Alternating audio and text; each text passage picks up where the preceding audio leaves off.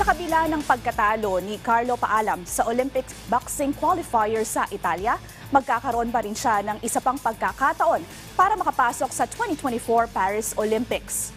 Yan ang ulat ni Rafael Bandairel. On the edge of range.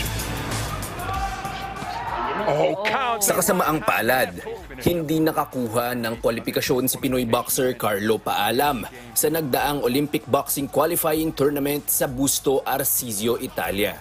Yan ay dahil nagtamo ng injury si Paalam sa kanyang balikat dahil sa isang iligal na taktika na ginawa ng kanyang kalaban na si Andre Bonilla ng Mexico.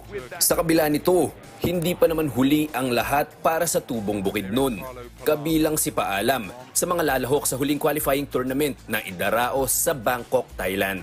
2 panalo na lamang ang kailangan ni Paalam upang umabot sa kwota at makapasok sa Olimpiada.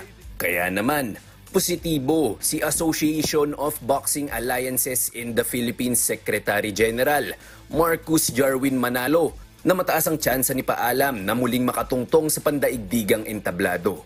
So fortunately, we had him checked right away pagka-uwi dito. Fortunately, it's just an AC joint injury. Parang kumbaga sa paa tapilok lang. So it's like a sprain. So namagalang, but wala namang tear, walang fracture. So he should be good to go sa next qualifying tournament. Ipinaliwanag naman ni ABAP Executive Assistant to the President Karina Picson kung bakit hindi nakatanggap ng disqualification ang kalaban ni Paalam.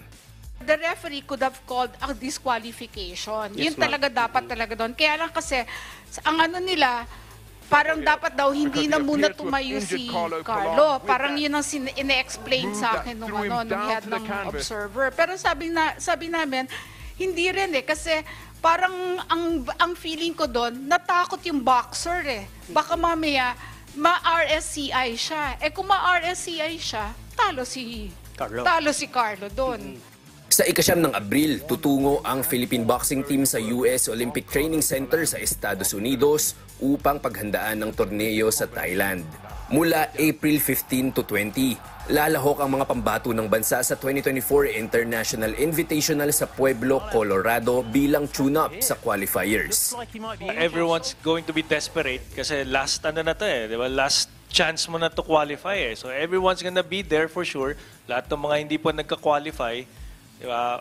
But at the same time, syempre, the fact remains na may nag-qualify na ng Asian Games, may nag-qualify na sa first World Qualifying Tournament.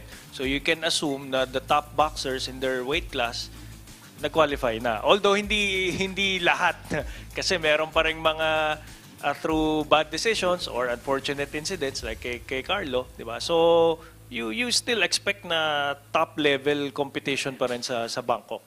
Hahataw ang aksyon sa huling Olympic qualifying tournament sa Bangkok mula May 23 hanggang June 3. Rafael Bandairel para sa Pambansang TV sa Bagong Pilipinas.